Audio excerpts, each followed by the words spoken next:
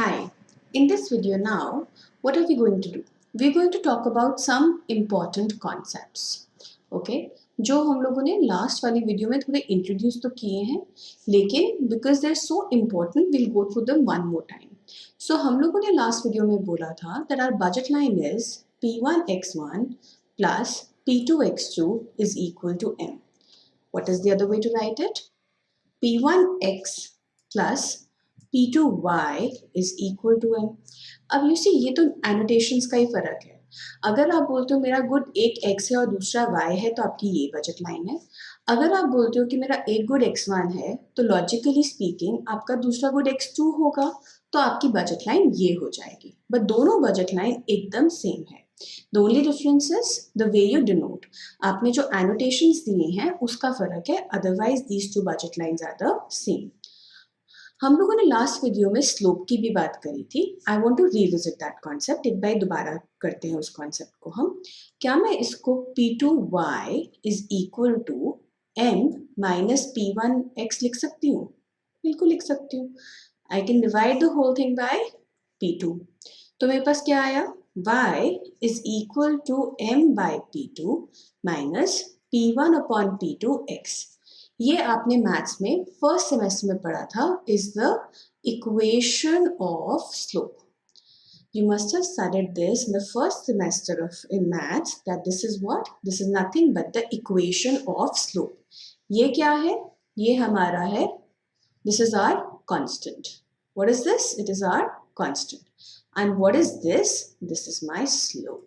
So this is also one of the ways. ये एक और तरीका है हमारे पास स्लोप निकालने का, which is nothing but minus P1 by P2. Another basic. I want to talk about slope negative and slope positive. You know, again, ये चीज़ आप मैथ्स में कर चुके हो, बट क्योंकि ये वाला हमारा माइक्रो का सिलेबस उन सब चीज़ों को दोबारा रिविजिट करता है, इट इज़ वेरी इंपॉर्टेंट कि हम एक बार उसको दोबारा कर लें. सो जब P1 इंक्रीज करता है तब x1 फॉल करता है. When my P1 is rising, x1 is falling, which is why it is a negative relationship. I'll repeat myself. What does a negative relationship imply? Negative relationship का क्या मतलब होता है? इसका मतलब होता है कि दो वेरिएबल्स जो हैं वो opposite direction में मूव करते हैं. The two variables that I'm studying, they're moving in the opposite direction, which implies if P1 is rising, x1 is falling. जिसका मतलब है जब P1 rise करता है, x1 fall करता है. अब ये जो negative slope है ना, that can be a straight line. Negative slope can be a concave. Negative slope can be a convex. ये तीनों negative relation है. कैसे relation है तीनों negative? If I take one P1, तो पहले मेरा x1 इस इन तीनों पॉइंट्स पे होगा. जब मैं कोई और P1 लेती हूँ, so that means when my P1 is falling, in all three curves my x1 is rising. जब मेरा P1 फॉल करता है, जो मैंने y एक्सिस पे दिखाया, उसकी वजह से x1 जो है मेरा वो तीनों कर्व्स में राइज कर रहा है. इसका मतलब दो वेरिएबल्स ऑपोजिट डायरेक्शन में मूव कर रहे हैं. The two variables are moving in the opposite directions, which means my relationship is negative. तो ये तो हमें समझ में आ गया कि स्लोप मेरा नेगेटिव है. अब नेगेटिव में क्या है?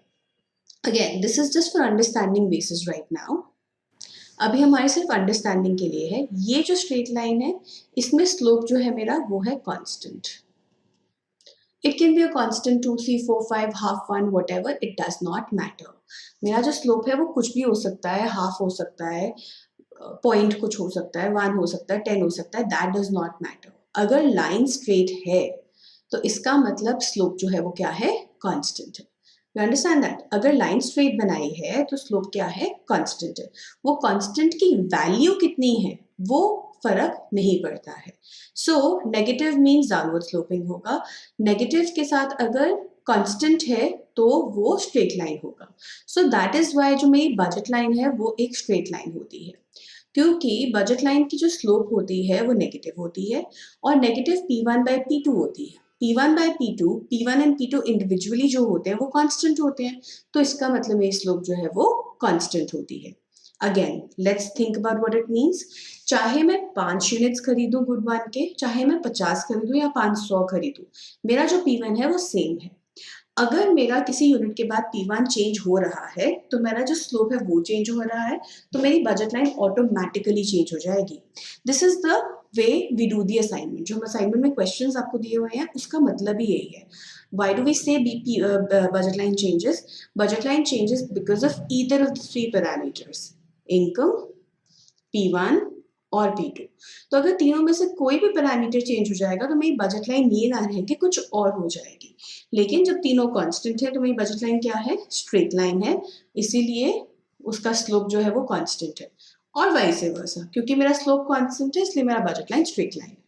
But before I get into what M and P1 P2 means in detail in terms of constancy, हम एक बार इन दोनों को भी देख लें। इसके अंदर जब हमारा y एक्सिस पे कुछ चेंज होता है तो x एक्सिस में रेट ऑफ चेंज कम होता है। I repeat my self, P1 जब मेरा इतने से फॉल करा तो x में जो इंक्रीज आया वो बहुत कम आया। Do you see? इतना ही आया। यहाँ पे जब मेरा P1 जो है वो सेम अमाउंट से फॉल करेगा तो x1 में जो चेंज आएगा वो काफी ज्यादा आएगा। Right, so here my rate of change is small, so here my slope is diminishing. Here my slope is diminishing, which means that as I keep going down the curve, जैसे जैसे मैं जाती हूँ नीचे, जो मेरा give up करने वाला है, जो मेरा y में change है for a constant change in x, that goes on reducing. This is where what we'll do in detail when I do the next chapter, which is ICs. I just wanted to introduce to you कि यहाँ पे जो मेरा एक curve बनेगा, curve कब बनेगा? जब मेरी स्लोप कांस्टेंट नहीं है।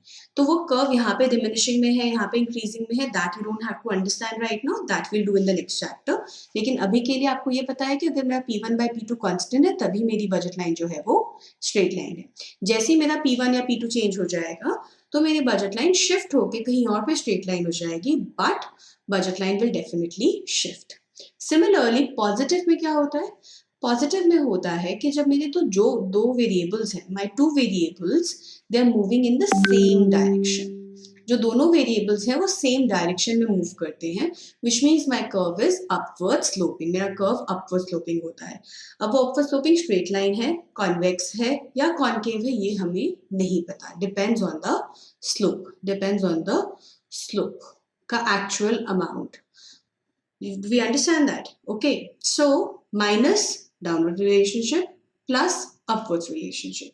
उसमें कौन सा थ्री में से कौन सा है? We don't want to go there and we don't want to understand that right now. For this one, for negative one, we'll do it in the next chapter. The next concept then. The next concept is just affordable.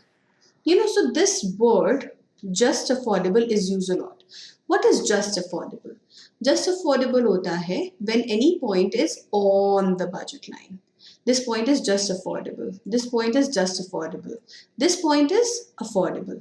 तो अगर मेरा कोई भी point on the budget line है तो उसको हम क्या बोलते हैं? Just affordable.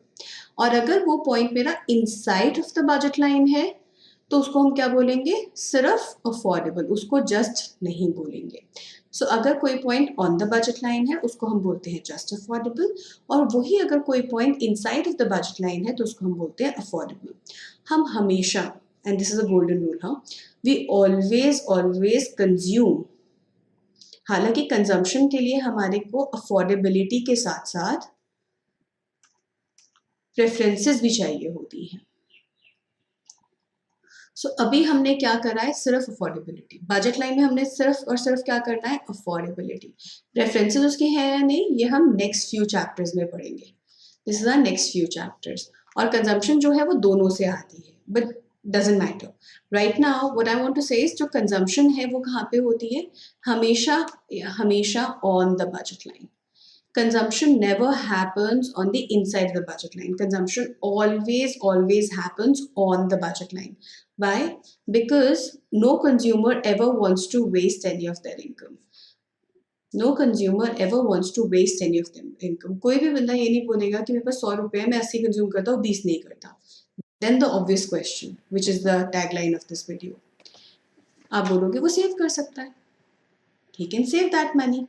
प्रॉब्लम सॉल्व ना. उसके पास 100 रुपए थे, उसके पास दो गुड्स थे x1 x2.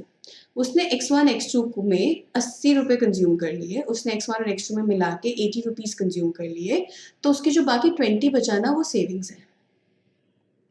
Now you see there are 2-3 things wrong with this. 1. अगर आपके पास सेविंग एक गुड है, if you're considering that I have a too good economy and I'm going to save, I repeat myself, if you are thinking that आपकी economy में to goods हैं और उसके बाद आप सेव करोगे, तो आप ये भूल रहे हो कि आपकी इकोनॉमी में दो गुड्स नहीं हैं, आपकी इकोनॉमी में एक्चुअली तीन गुड्स हैं, X1, X2 and saving. Savings is also a good, a legitimate good. So for example अगर मैं बोलती हूँ कि मुझे अपने 100 रुपये को डिफ्रेंशिएट करना है बिटवीन कंजम्पशन एंड सेविंग, तो मैं बोलूँगी consumption is my good 1 C, saving is my good 2 S. Then I will say 100 में से मैंने लेट्स से 80 कंज्यूम किया, 20 सेव किया, तो ये मेरे पास मेरा ratio of consumption and saving आ गया. So my P1 let's say is 1 and P2 also let's say is 1, then X1 is 80, X2 is 20 which makes it equal to 100. Savings जो है वो क्या हो गया, मेरा एक गुड, क्योंकि वो पैसा मैंने डिस्ट्रॉय नहीं किया, किसी को दिया नहीं, कुछ कहीं थ्रो नहीं किया. This money becomes my good, this money becomes my good. तो इसीलिए मैंने कहाँ कंज्यूम किया, मैंने अभी भी बजट लाइन के ऊपर कंज्यूम किया, इनसाइड पे नहीं किया.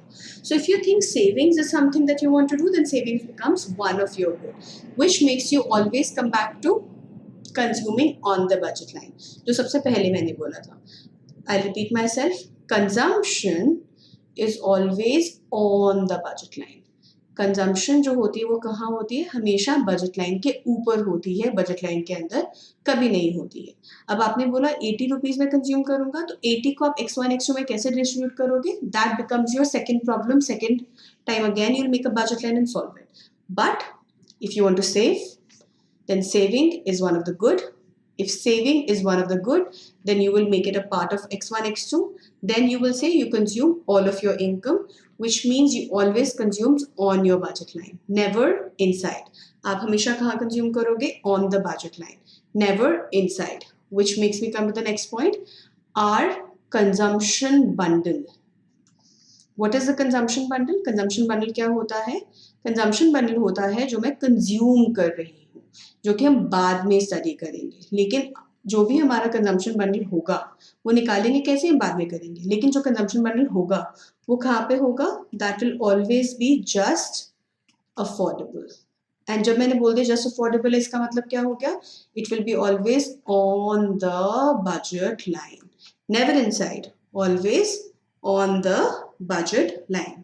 So these are the few things that I wanted to do with you in this video. From the next video हम लोग आगे इसकी application शुरू करेंगे budget line की, which will start with taxes, subsidies, and then we'll go on to doing the assignment solutions. All right, thank you.